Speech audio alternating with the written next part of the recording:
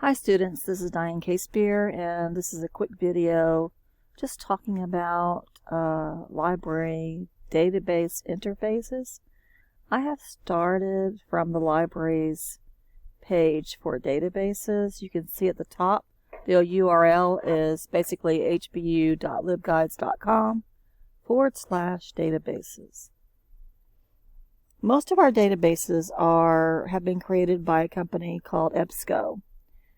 So many times students will call in and they'll say, I'm in the EBSCO database. Well, actually that doesn't help us because we need to know the name of the database, whether it's PsycInfo, PsycArticles, Medline, CINAHL, ERIC, even OneSearch. Those are all, the interface is all created by EBSCO. So when someone says EBSCO, we don't really know what database you've gone to, and we will try to help you figure out what it is if you're not sure. So from the library's homepage, I'm going to show you real quickly a couple of these different databases and how their interface looks different. Now you can go to the different subject list of different subject databases that we have. But for right now, I'm just going to go to this complete A to Z list. It opens a new tab, and I can still go back to the regular page by clicking on this other tab beside the tab I'm in. So let's scroll down. Let me open Science Direct. Science Direct is created by Elsevier, and it looks totally different from other EBSCO databases, or actually EBSCO databases, period. If I go to Science Direct, click on it, this is what you call a basic search. And you want to use the advanced search when you're in databases. Now this would be nice if you knew exactly what journal article you need and you knew it was in Science Direct. But if you don't know that, you're kind of lost. So click on the advanced search. Now when you're off campus, you'll be asked to log in to use this database with your HBU email and password. You see here, this is totally different than most of our databases. Excuse me. You will search with different terms here, keywords. If you don't know the name of the journal or book title or the year, just put your information right here, find articles with these terms, and then scroll down, and you can actually put more than one term in here. So you could do something like, let me think what it would be, fungus and regeneration or something like that with a Boolean operator between the two. Let's see what happens when I click show all fields. Okay, this is better. So you can actually put some terms in here to search, and then you can come down here and add other terms here, and it should put an and between the two, so it should be able to narrow it down for you. But this is searching in the title, the abstract, and other specified keywords. So that would be a good way to search that one. Okay, let me close this one and go back to our, start page. Let's try Jstor. It's another good database, and it looks different from most of the other databases. So if I click on Jstor, this does not have the same fields like author title, abstract, subject that you will see in EBSCO databases. Let me see if I can get this a little smaller. Excuse me. So you can see the whole picture. Okay, this is your advanced search. I'm sorry, your basic search. You want to use the advanced search. So after I said I accepted, proceed with what Jstor sets as the parameters before you can use it, I'm going to click on the advanced search, and now I'll be able to search this. Now I would suggest you go ahead and say articles. You can also limit it by date, and then you can also limit it by the type of journal subject-wise that you're interested in. I usually don't mess with that. I just say maybe articles, and say articles, and then choose maybe English here, and then start looking for my terms. Not sure why that wouldn't let me check that. There we go. You notice that you've only got two boxes here, And you can pick what fields you want it to search. I usually just leave it at all fields, but if you want to, you can look at the abstract summary of your article.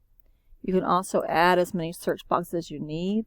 I suggest that you keep the ands here. Don't change this to or. Don't use these others unless you have someone explain to you how that works. So you can put in your one term here, and then you want to narrow down. So let's say maybe depression and teenagers. Okay, that's just a quick example. And you can change all of these as you please. I suggest you leave it at all fields. And then you can put synonyms like teenagers or juveniles or adolescents right here. Now this is not the best database for looking for this topic. That's just an example, because this would be probably most of these articles are going to be older than 5 years old, and most of the sciences want the articles that you guys pull to be at least 5 years, no more than 5 years old. Sometimes they'll allow you to go 10 years older, but most of these are going to be, they could be older. And also, this is more like for literature, but there is some business and different other areas that are listed in Jstor. But most of these are going to be older journals, articles. You can also select that you want it to, let's see, how do I do this? Let me just run a quick search just to show you something real quick. Let's just do a search for, let's see, English.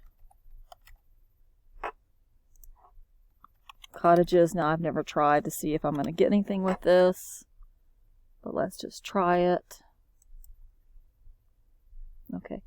You see, here's my results, but you can also search within the results, and also you can limit again. But you see how it's sorting all these by relevance, so it's pulling the best articles that match what I've searched. But you can also ask to have the oldest articles at the top or the newest articles at the top. If I ask for oldest, I'm going to get, this is going back supposedly to, it says 1695. I'm having trouble with that, but I guess it may be true. There's another one that it says, I'm having a hard time believing it's that old, but maybe it is. And you can also ask for the newer ones. Don't forget there could be pamphlets in here and all kinds of things. So here, this is the newest one. So this is right late, actually 2021. So this is how Jstor works. Okay, so let me close that one and show you, let's see, what's another one I want to show you. I'll show you just a regular EBSCO database. I'm going to open Academic Search Complete, which is a real general database, but you see it is created by EBSCO. This is what most of our databases look like, and you can see it gives you the option for many different fields. So the person inputting the data into the database will look at the actual article and put the author's name in there, the title of the article, the subject terms, the abstract, which is a summary of your article, some keywords. If it tells us what area maybe a study was run or where something happened, it'll put an area, a geographic area in it. If famous people are listed, it will put them in there, and it goes on down to different other fields that it might fill in for you. Doesn't mean they will fill in all of them, but they will put the author, title, subject, abstract, and keywords. So that is a really good example. I usually tell people to leave it at select a field and not to change any of these, but it's up to you. When you're writing your searches, make sure you put your ors, your synonyms in each box, and put your ands on the outside. So I could just really quickly show you teen or teenagers or adolescents. That's a time period. Or I could actually put or youth or adolescent. You get the idea. Then I could come over here and I could put in education, maybe, for example. And then you can keep putting other terms that mean education or teach or teachers, whatever you want to put in this one line. And then you can run your search. And you can also limit it to peer-reviewed scholarly sources and limit by years if you want to. And run your search. And that is what most of our databases are going to look like. They're going to look like this. You can add more rows in EBSCO databases, and you can also add other databases from EBSCO into this search too. I don't want to get too technical, but there's a lot of things you can do after you run your search to narrow it down on the left side.